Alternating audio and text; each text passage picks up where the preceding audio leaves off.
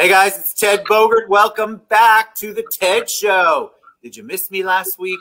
Well, I missed y'all, and I'm very excited to kick off this week with an old friend. She's not old. We've just known each other for a long time. She's a comedian. Do you say comedian or comedian? She's a real estate guru. She's got her own studio now. We're going to catch up with the one and only Gretchyn Boshart. What's up, Gretchyn? Hey, honey, good morning. I'm so glad to be here. Good morning. I'm so excited to see you when you popped on right before the show. I feel like I haven't seen you in 1,000 years. And look, you get to do it from your own studio now. I know, right? Welcome to the new Unicorn Studios. That's I'm right. a real comic now. Oh my God. I feel like yours actually looks better than mine. You look really good. All right. So for those people who maybe crawled under a rock the last couple of years, might not know who you are, give us a little origin story on Gretchyn. Oh Lord. So I don't know, here's the short version. I was in real estate for about 30 years, couple of states. I was in production in Nashville for about 18 of those, 20 of those. Moved back to Florida, and my fiance and I sort of imploded after 10 years. And a buddy of mine out of a writing room, I used to edit books and stuff on the side, and he came to me and he said, "Your Facebook post is ridiculous. You got to try stand up." And I said, "Are you crazy?" I said, "Have you heard my voice? It sounds like it's been run over by a car. You're nuts." And I was empty nesting. The kids were moving out, and I thought, well, shit, what do I have to lose? So I got on a mic. Were you scared the first time you went up? I'm sorry? Were you scared the first time you did it? Oh, Lord, I don't remember a word I said. I spoke for 5 minutes, don't remember a word I said. Somebody, thank God, somebody in the audience taped it and sent it to me. And I looked at the films the next day, and I had no voice. I don't even know how they heard me.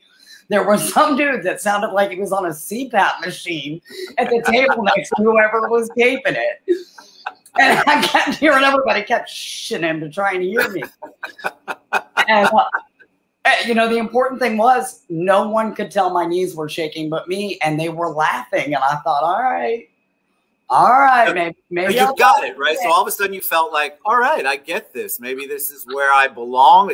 But that's one thing to feel good on stage. How did you make the shift to go, you know what? I really want to pursue this. I don't want it to be a once in a while hobby. Oh, yeah. I didn't even have time to think about it. So I got up every night for months out of sheer tenacity because the shaking would not stop. I just shook. I never thought it was going to end. And then I got frustrated because I had been hired to feature about my 8th day, which is kind of unheard of in comedy. Like, you usually don't get hired for at least a year. And it was my 8th day when they started throwing money at me and saying, come do, 10, 15 minutes, which was terrifying. So I just kept getting up out of sheer tenacity because I was getting, a booking here and there. And then by my 3rd month, the record label had reached out to me. I had got asked to MC the biggest battle of the bands in the state with Bob Moylan. I think you know Bob. Yeah, with Bob Moylan, I do. So Bob hooked me up down in Daytona at Main Street with Phaedra. And I did her battle of the bands, and they were laughing then too. And I was like, well, maybe I can do this. And right in the middle of all that, Trident Records came to me and said, hey, we want to give you a record deal. And I said, wait, what? Hold on. I don't even know if I want to do this for a living yet. Wait. Yeah. So it kind of picked me yet again, like all my careers. What was the challenge? I think we might have talked about this for a little bit the last show.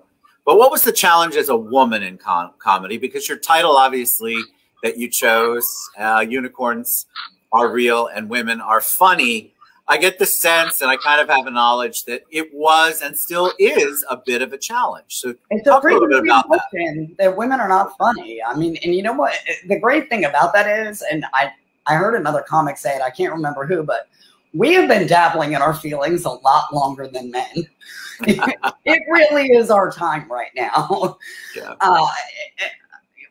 And a lot of us have, that very universal appeal, and we do things, differently than the guys. And people seem to be really responding to that this year. So I don't really know, but I'll tell you this. I had a booker that I ran into in Orlando this week. I'm not going to say who, but I said, where are the women on your ticket? And he said, women aren't funny. And I said, did you just say that to my face? Like, you haven't seen my stuff. Wait, don't tell Mike Winslow that I'm opening for him this week. He might think he's overpaying me. Shut up. Is that crazy that you still have to meet that and see that? I hear from guys all the time in the audience. They'll tell me, women aren't funny. Oh, but you're funny. How do you take that? Backhanded right. sort of compliment, I guess. You just take it with a grain of salt. I mean, that's really all you can do. But I had a group of flight attendants. I was in, I think, Boise, Idaho. I was on the plane, and this group of flight attendants said to me, we're coming to a show when we hit Orlando, man. We have never seen a funny female in Orlando. We're coming to a show. Where do you get your material from? I don't think I've ever asked you that because tell us, because I think it's always fascinating to know where a comic draws that kind of humor and those kinds of stories. Well, I'm actually turning 50 this week, so life mysteriously hands it to me on a daily basis. I'm like an idiot magnet for anybody in the audience that does not know this. If the idiot's elected a leader, he would find me. I probably hated him. It's like there's a sign on my forehead. The mailman brings me mail now, and he brings me a 6-pack before he hands it to me. Like every moron on the planet just finds me. So a lot of my stuff is just the dumb stuff people say and do, or that I've experienced or been through. I was single, for the last couple of years, and that was horrendous. So a lot of my material started in just like the idiot stuff men would say to me now that I'm single. I look like this. What? Men say idiot stuff? Say it isn't so. Yeah. I don't know if we can curse on here, but it's hashtag men say dumb shit, people. Send me your stories. Do you get, is being on the road and being part of it all the time? Because I imagine, not during 2020, but in general, you travel. Is that taxing or invigorating or a combination? I was actually on tour most of this year, believe it or not. I have been working steady during a pandemic. I've even been voice acting as well all over the radio, which has been really cool. So I've been very blessed. As a female, we're kind of a commodity in the first place. We're so outnumbered.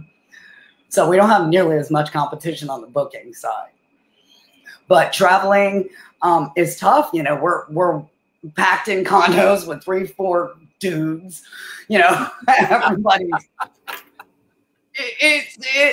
I used to have to, tour with the musicians some, but I tell you what, comics are even worse. Some of them, geez, and they're funny, so they never turn off. It's like dealing with a bunch of, kids that just never shut up. Like, is it like a one-up kind of thing when you're in that, or you just? You guys have an actual bond. It's a fraternity / sorority / I mean, there's not everybody can say I'm a comic on tour. I've really done this. I've made money. So those of you who are in that group, is it a supportive kind of community? I have found now that it is. I mean, when I was at home, definitely not so much. But now that I've been touring and been to much bigger markets than ours, it's been great. I picked up a whole new family this year with the touring and stuff. So it's fun, but my God, we never shut off. Like, we had a Christmas show in Detroit, and I had Scott Wade out of Phoenix. I had one of the new guys out of Fort Myers, Sean Scove, and we're all 3 deep in this one hotel room. I'm sleeping on the couch. They've got the 2 double beds in the bedroom. We are taping all day long and then doing night taping till like 2, 3 in the morning. Everybody's drinking. We pass out, wake up Christmas Day 2 hours later, and I'm like pranking him on camera, waking him up out of a dead sleep. Because we had to be back at studio on no sleep. It's snowing. I'm like, let's go play in the snow. It's Christmas. We got to get out of here. So I don't know. It just never turns off. You're usually pretty exhausted when you get home just from all the creativity and the banter. I mean, just constantly the ideas flowing and flowing and flowing. You never shut off. It's just. And then what's interesting to me is that then all of a sudden on your social media, I'll see the sweetest post about a veteran family you helped, because you still have real estate clients. So talk a little bit about how you balance that. I would imagine if you're the type of realtor I would want. I need somebody sarcastic, smart ass, I guess, but still knowledgeable. So how do you balance those? I don't know that I'm doing a very good job of that right now. I do have one closing this month that our close got pushed, but I sort of took a couple of months off with all this opening and touring going on. I kind of needed to. But there is a balance. But generally, I try and plan my booking schedules out 3 months ahead of time. That way I know where I can pick up. And if I've got a seller or buyer, I sort of need to readjust my schedules depending on what I'm dealing with. So I've been able to manage it. I don't know how, by the grace of God, especially because, I deal almost exclusively in VA. So, yes. Those have probably been all of my clients for the last 2 years have been VA. So I imagine it must give you material. I mean, we're all in the real estate industry. I mean, if you want men first, real estate has to be second as far as drawing from. I've been very lucky. My real estate clients are amazing usually. They've been awesome. They've been very supportive of me doing this as well. So awesome. I've been so lucky on that front that I do tell one joke about Vicky and Dickie because I don't know. I'm sure everybody's seen it publicly, but my boyfriend looks very young. And so I took him to meet Vicky and Dickie for dinner. And she took one look at Jesse, one look at me and said, "Oh my God, is that your son? Wait, that's the waiter?" Cocktails, please. All right, let's talk about 2021 because you've got so much going on and I want them to kind of know you're excited. I'm excited for you. Your fans and supporters are excited. So talk a little bit about what's happening. I have a bag packed by the front door that I have to stare at every day on my books. So that's super exciting because it's motivation. I really want to get on a full-time tour. I want to jump on somebody's tour as their permanent future if I can possibly pull that off. Right now, I'm opening for Michael Winslow from Police Academy this week in Orlando. The producer Love that. Isn't he the sound effects guy? Yeah, that's the one. He's so talented. I'm so excited to be working with him. Like, cannot wait. But the producer of that show is actually a drummer. And the musicians came to me and brought me this gig. And it looks like they're putting together some more bigger shows for this year. So I'm hoping that he's going to put me on as his permanent feature for the next few big shows.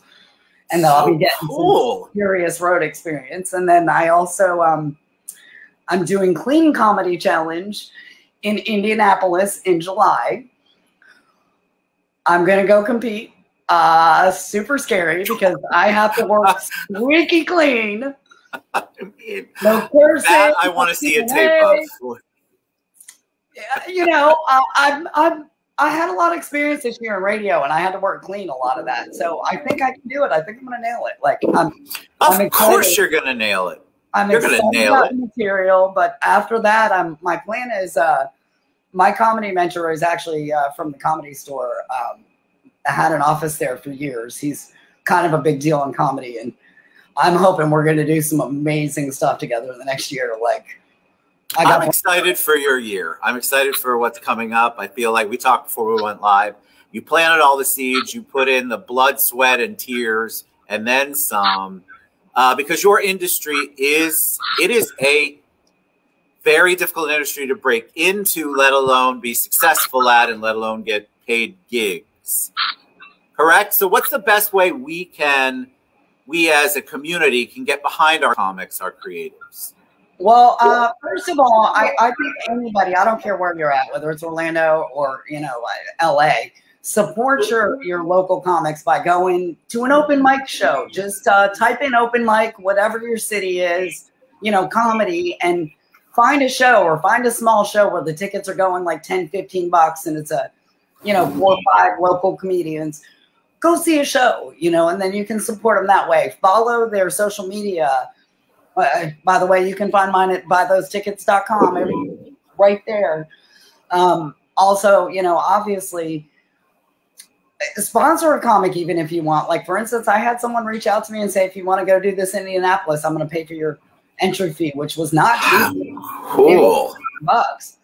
It was not a cheap fee. Plus, I got to fly to Indianapolis. I got hotel rooms. I got 3 days of fees. It was not, that's a $1,200 trip right there for 3 days. And if you don't win, well, you're out, baby.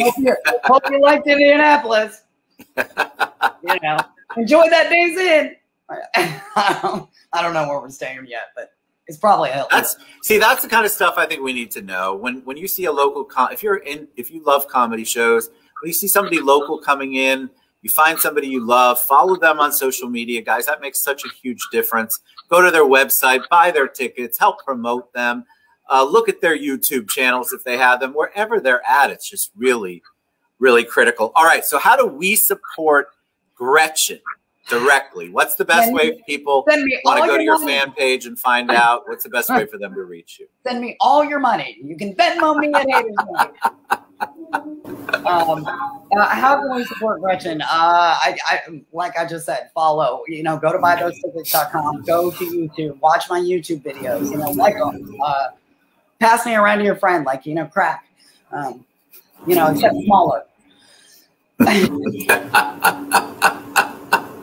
I weigh about 2, by the way. I love it. I'm excited for you. You all go out and support Gretchyn. Oh yeah, find her Thursday night. Tell them to come to the show. Buy some tickets. Come support. Oh yes, tell them how to buy the tickets, where and what time. They can go to my website at buythosetickets.com. The event is listed right there with the date. Just click on it. It'll send you right to the Facebook ticket link. Fantastic. Stuff like Go that. support and if you haven't seen Michael Winslow, he's also hilarious. But Gretchyn's amazing. So get out and support Gretchyn. Buythosetickets.com. I love having you on. I think you're absolutely amazing. Talk about somebody who gives back to the community all the time. It's definitely you. So bless you, and I'm excited. You're getting the stuff that you deserve. So kudos to you. I miss your face. I know. I miss your face too. This is all we got until next time. Next time we'll just come up and we'll meet. This looks prettier though, right? You like the setup? Well, what I think you need to do is just come to my show on Thursday. It's my birthday. I'm gonna buy you a drink, even. It's your birthday. It's my birthday. Happy birthday. Well, not today, but yeah, we're celebrating this almost. Week, so yeah. So Thursday night we're gonna celebrate. Ton of people coming out. It's gonna be something. Right. Well, listen, you and I got to chat. All right, we're gonna let them go because we'll keep chatting. We love you guys. Go out and support Gretchyn. The show is this Thursday. Go to buythosetickets.com. If you're a veteran, especially, or any real estate client, she's absolutely amazing. She's got a heart for vets, just like we all do. All right, we'll see you guys soon. Bye, everybody.